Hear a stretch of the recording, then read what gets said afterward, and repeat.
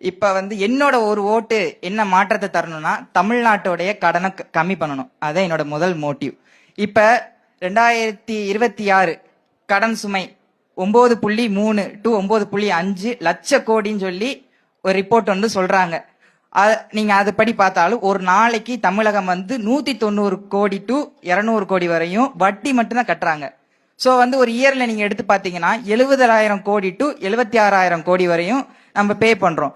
So வந்து நம்ம வந்து வட்டி தான் கட்டிட்டு இருக்கோம், இன்னும் அசல இன்னும் நம்ம கட்டி முடிக்கல. இந்த 2025 டு 2026 புதிய பட்ஜெட்ல வந்து என்ன சொல்றாங்கன்னா நம்ம 444 கோடி வந்து தினம் ஒரு நாள் கடன் வாங்குவோம் சொல்றாங்க. சோ வந்து இந்த கடன் வந்து கொடுக்கறாங்க திருப்பி வாங்குறாங்க, கொடுக்கறாங்க திருப்பி வாங்குறாங்க. ஒரு கட்டத்துல வந்து இந்த கடன் வந்து ரொம்ப அதிகம், கடன் வந்து கம்மியாயிரும், அசல் அதாவது இந்த வட்டி வந்து ரொம்ப அதிகமாயிரும். அதிகமாகும் போது வந்து இது யார் தலையில விழும்? 7.7 மக்கள் தொகை கொண்ட இந்தியாவில் 6% கொண்ட இந்த தமிழ்நாட்டு மேலதான் விழும். அப்பனா ஒரு பீப்புள் வந்து ஒவ்வொரு பெர்சனும் 1,23,000 டு 1,34,000 தன் சொந்த காசை போட்டு தான் கடன் அடைக்கிற மாதிரி சூழ்நிலை வர்றதுக்கு வாய்ப்புகள் இருக்கு.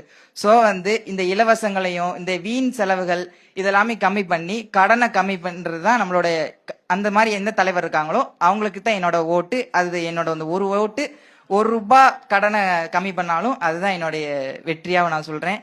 இலவசங்கள் வந்து கைகளை தான் நிறைக்குமே தவிர்த்து வாய்ப்புகள் மட்டும்தான் ஒரு மக்களையும் ஒரு சமுதாயத்தையும் முன்னேற்றும். சோ வந்து அந்த மாதிரி இதுக்கு தான் என்னோட ஓட்டு கிடைக்கும். அதான் என் பவர்.